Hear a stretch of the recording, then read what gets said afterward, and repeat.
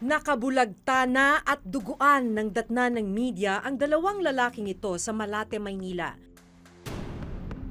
Nabaril sila matapos umunong manlaban sa mga pulis sa ikinasang anti-drug operation noong September 13, 2016. Eksaktong 2 taon na ang nakararaan.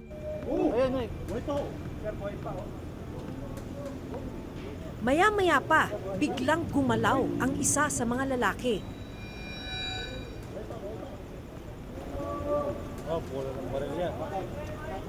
Kinilala siya bilang si Francisco Maneja Jr. Sa police report na ito, lumalabas na kinasuhan si Francisco Maneja Jr. ng paglabag sa Dangerous Drugs Act, illegal possession of firearms, frustrated murder at violence against authorities matapos umanong manlaban. Pero sa inilabas na desisyong ito ng Manila RTC Branch 40, pinawalang sala ng korte si Maneja nito lamang nakaraang buwan. Hindi raw kapani-paniwala ang bersyon ng Manila Police na nanlaban si Maneja. Sa nakalipas na 2 taon, mula nang paigtingin ng gobyerno ang laban kontra droga, umabot na sa mahigit 4,000 kaso ng mga di umunoy nanlaban ang iniimbestigahan ng PNP. Kaya naman nang mapabalita ang pagkamatay ng 17 taong gulang na si Joshua Laksamana matapos umanong manlaban sa mga pulis.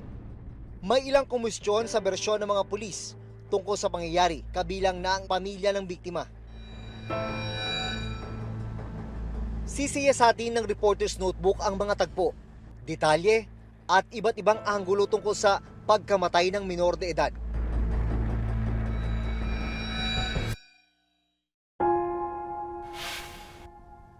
Tila isang bangungot para sa inang si Christine na sa isang iglap nawala ang anak na si Joshua, 17 taong gulang.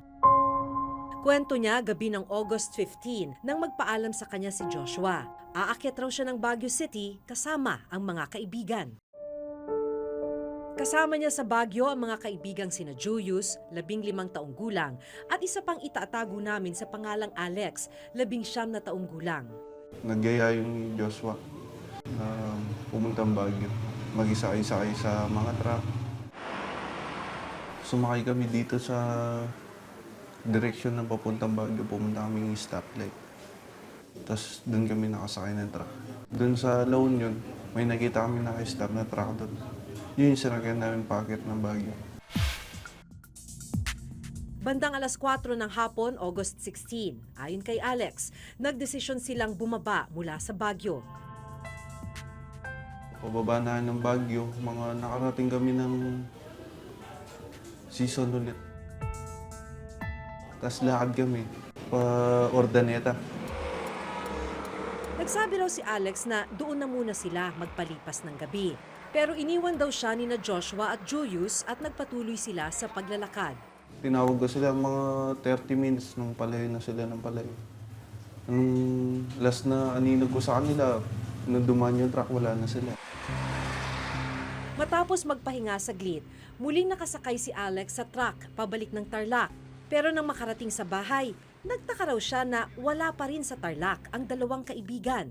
Pagising kong umaga, tinanong ko sila dun sa kapatid niya. Nandiyan na ba sila, kuya mo? Sabi mo ganyan. Wala pa, sabi niya. Nag-alala na po ako. Dahil sa pag-aalala, inireport na ni Christine noong August 20 ang pagkawala ng anak na si Joshua. Umabot sa 5 araw mula nang umalis ng bahay, pero wala pa rin siyang balita kung nasaan ang anak. Hindi pa rin umuuwi sa kanilang bahay ang isa pa nilang kaibigan na si Julius. Bilang isang ina, syempre, nakukutuban ka na rin na baka hindi na maganda yung nangyari sa kanya. Nagdesisyon na akong sabihin sa amin, sa police station na nawawala na yung anak ko sa by blatter na yun. Hanggang noong August 21, nakatanggap si Christine ng impormasyon mula sa tanod ng barangay nila. Nasa isang morgue sa Rosales, Pangasinan ang katawan ni Joshua. Sabi ko pa nga, hindi totoo tong anak kong namatay. Nung makita ko yung anak ko, syempre, walang kasing sakit, sobrang sakit. Dahil ako lang po nagpalaki dyan, bilang isang single mother po. Sa mga kuhang ito, kitang-kita ang mga tama ng bala sa katawan ni Joshua. tatlong tama ng baril sa dibdib at isang tama ng baril sa kamay. Ano nga ba ang nangyari kay Joshua?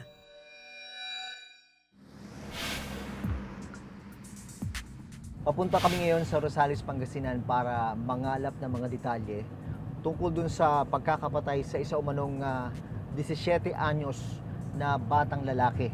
Napatay siya sa isang police operation noong August 17. Sa police report na nakuha ng reporter's notebook, 2:51 raw ng madaling araw ng August 17 nang makatanggap ng tawag ang Rosales Police Station mula sa kalapit na Balungaw Police Station na humihingi ng responde. Isang nakamotor na lalaki raw ang tumakas sa kanilang oplansita o checkpoint. Sa pag-ikot ng reporter's notebook dito sa Rosales, Pangasinan, napag-alaman namin na nakunan pala ng CCTV footage nitong barangay Bakit-Bakit yung ginawang paglampas ng suspect sa inilalatag na checkpoint ng Rosales Police. Sa CCTV footage na ito, ganap na 2:52 ng madaling araw, makikitang pumaparada sa isang gasolinahan ang isang police mobile ng Rosales Police Station. Pagkatapos ay ibinaba ng dalawang pulis ang karatula ng PNP checkpoint sa kanto. Makalipas ang ilang segundo, makikitang paparating ang isang lalaking nakamotor. Sinubukan itong patigilin ng isang pulis. Pero dumiretso ang lalaking nakamotor. Dito na raw nagsimula ang habulan patungo sa access road. Pero hindi na nakuna ng video ang mga sumunod na nangyari. Hindi rin malinaw kung ano ang pagkakakilanlan ng lalaking sakay ng motorsiklo.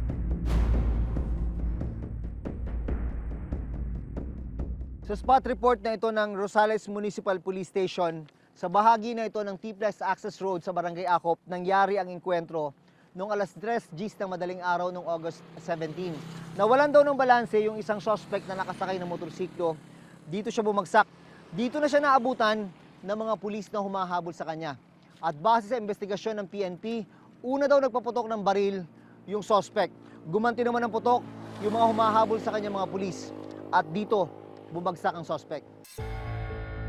Nasa 4 na kilometro ang layo ng crime scene mula sa checkpoint sa barangay Bakit-Bakit. Ang ipinagtataka ng kaanak ng napatay, bandang alas 4 ng hapon ng parehong araw, nag-post ng report ang PNP Region 1 PIO sa kanilang official Facebook account tungkol sa nangyaring insidente. Dito, pinangalanan na ang lalaki na si Joshua Laksamana, 18 years old, at residente ng Tarlac City. Sangkot rin daw si Joshua sa 4 na kaso ng robbery o pagnanakaw sa Pangasinan. Ang tanong ng pamilya, paano nagkaroon agad ng impormasyon ang PNP tungkol kay Joshua sa parehong araw kung kailan siya napatay? Gayong wala namang natagpuan na ID o anumang pagkakakilanlan sa kanyang katawan ayon mismo sa PNP. Ang National Union of People's Lawyers o NUPL ang may hawak ngayon sa kaso ni Joshua. Sa palagay namin, siya ay na-intercept, nakuha, na-pick up ng pulis. At eventually, tiniway, tinank you, pinokhang. Palagay namin na interview na siya ng pulis, nakausap na siya, at nagkaroon na ng pakilanlan. So, nalaman na nila yung pangalan na Joshua Laksamana.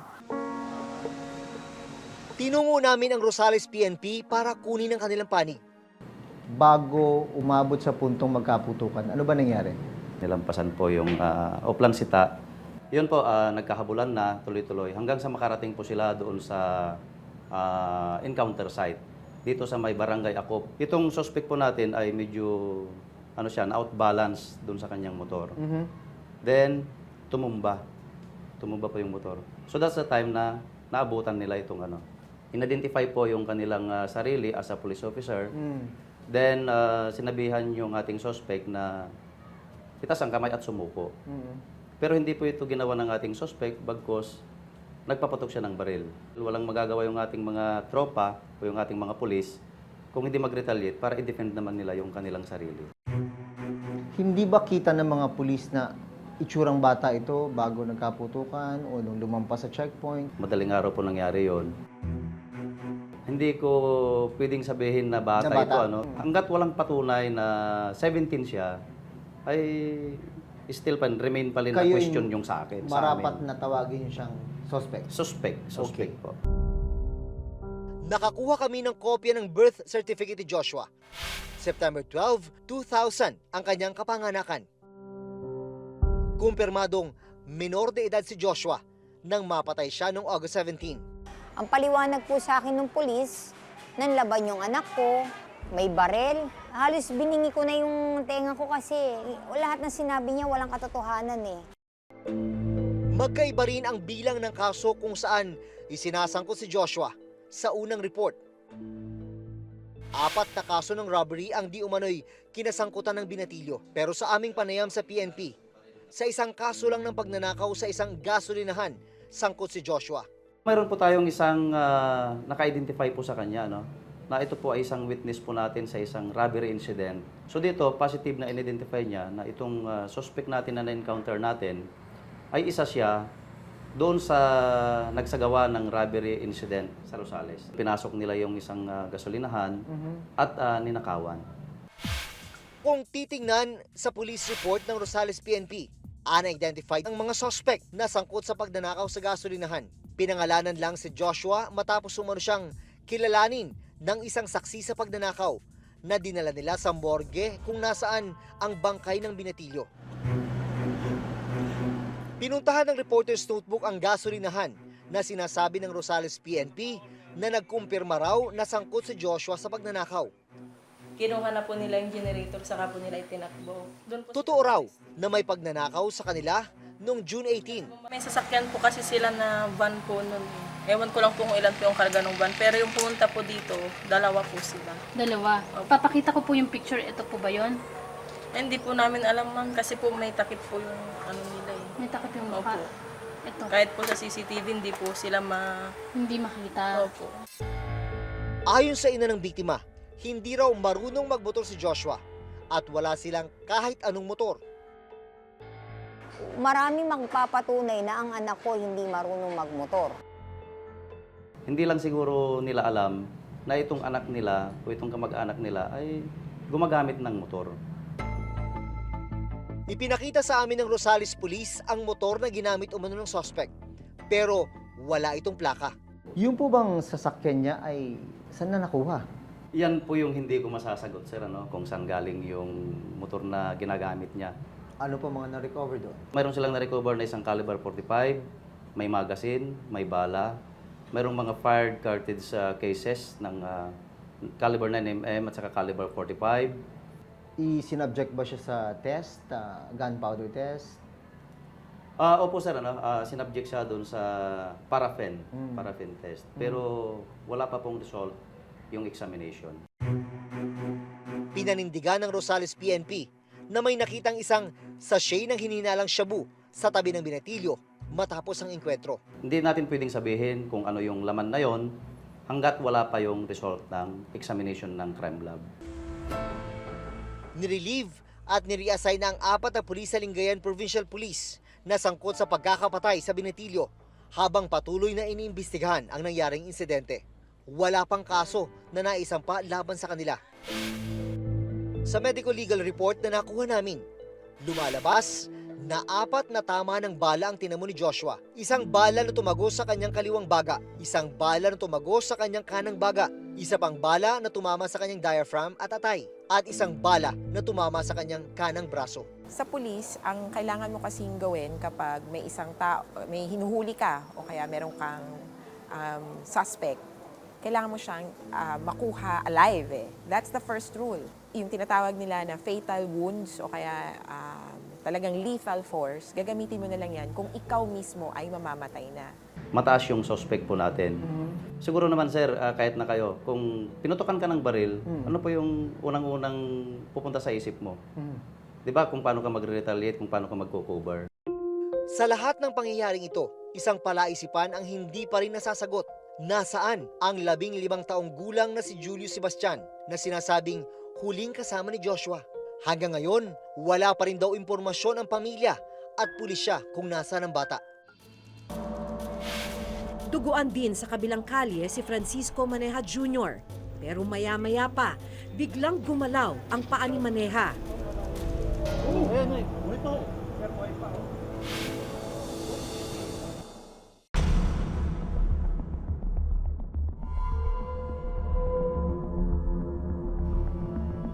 Nakabulagta at duguan ang dalawang lalaking ito sa Malate, Maynila noong September 13, 2016. Eksaktong 2 taon na ang nakararaan. Nanlaban at nagpaputok daw ng baril ang dalawa sa isinagawang drug buy-bust operation ng Manila Police District. Dead on the spot si George Huggins na nakadapa sa tabi ng tricycle na pagmamay-ari umano ng dalawa. Duguan din sa kabilang kalye si Francisco Maneja Jr. Pero maya-maya pa, biglang gumalaw ang paa ni Maneja.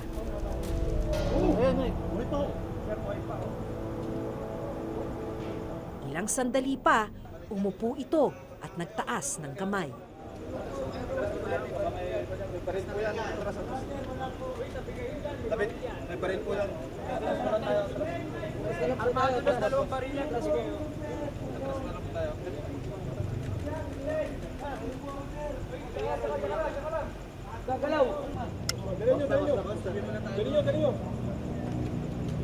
Nilapitan siya ng isang pulis at inilayo ang baril sa tabi niya.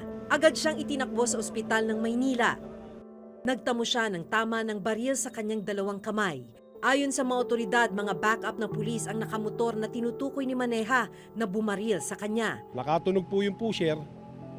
Nagkaroon ng habulan po, hinabol ng mga operatiba yung tumatakbong mga suspect. Na-corner po dito, nagkaroon ng putukan po. Ayon sa police report na nakuha ng reporter's notebook, bibili raw dapat ang pulis na nagpanggap na buyer na si PO1 Orlando Gonzales ng 500 pesos na halaga ng shabu sa suspect na sakay ng kanyang tricycle. Pero nakatunog daw ang suspect. Itinulak daw ng lalaking kinilalang si George Huggins ang pulis. Pagkatapos ay inilabas daw ni Huggins ang kanyang baril at pinaputukan ng pulis. Pero hindi niya ito tinamaan. Kaya gumanti raw ng putok ang pulis na ikinamatay ni Huggins. Akmang magpapaputok naman daw ng baril ang isa pang kasamahan ni Huggins na kinilalang si Francisco Maneja Jr. Kaya binaril naman siya ng isang backup na pulis na si PO1 June Fade Mejarito na sakay ng motorsiklo. Kinasuhan si Maneja ng kasong paglabag sa Dangerous Drugs Act, illegal possession of firearms at resisting arrest. Ayon sa mga pulis, nakuha kay Maneja ang isang kalibre 22 at kalibre 38 at 2 sachet ng hinihinalang shabu. Nakulong si Maneja sa Manila City Jail. Pero sa inilabas na desisyong ito ng Manila RTC Branch 40, pinawalang sala ng korte si Maneja nito lamang nakaraang buwan. Hindi raw kapani-paniwala ang bersyon ng Manila Police na nanlaban si Maneja.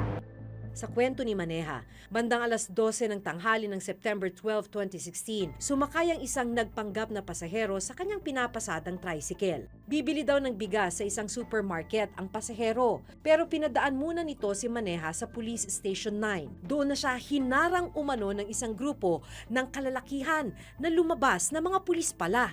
Dinala raw siya sa presinto, binugbog at pilit pinatuturo ang kinaroroonan ng mga pusher sa Malate.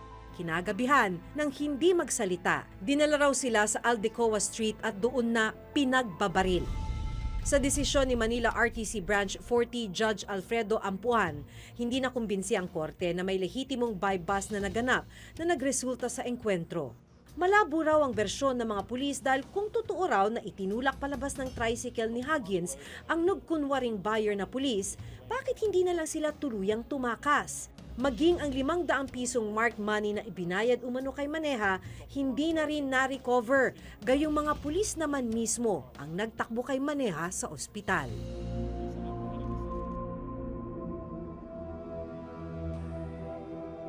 Nakalaya na si Maneja nitong August 7. Pinuntahan namin ang kanyang nakasaad na address. Nagtatago ngayon si Maneja dahil na rin daw sa banta sa kanyang buhay. Pero nakapanayam namin ang isa sa kanyang pamilya. Tumatawag yun sa akin. Makakalaya ba ako? Sabi niya. Pero malakas naman ang loob ko sabi niya na makakalaya ako kasi wala naman nga siyang ginawang masama. Katotohanan, sana manindigan yung lumabas na talaga yung katotohanan yung mga nangyari. Pero mo, laki-laking perwisyo, pero 1 taon mahigit na nakulong si JR. Pinag-aaralan pa ng pamilya kung magsasampa ng kaso laban sa mga pulis. Samantala, na-relieve na sa pwesto at inilipat sa ibang istasyon ng mga pulis ng Manila Police District o MPD na sangkot sa pagbaril kina Maneja. Yung stand ng natin dyan ng police, they are still looking for legal remedies dun sa action natin. So, of course, the stand for yung kanilang action dun sa operation, and they are looking to appeal the decision of the Regional Trial Court or other matter concerning doon sa naging decision ng But we welcome the decision.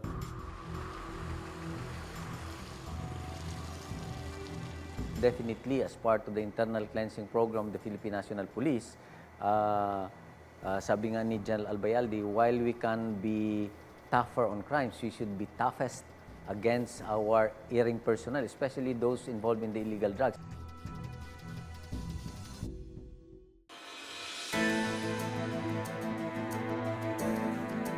Base na rin sa datos ng PNP, mahigit 50 pulis na ang na-dismiss at natanggal sa pwesto dahil sa paglabag sa kanilang rules of engagement sa mga lehitimong operasyon. Kaya sa mga kaso ng pagpatay matapos umanong manlaban, mahalagang tingnan ang bawat ebidensya. Dahil hindi lahat gaya ni Maneja na nabuhay at kayang ibigay ang kanyang panig. Hanggang sa susunod na Huwebes, ako si Jun Veneracion. Ako si Maki Pulido at ito ang nakatala sa aming Reporter's Notebook.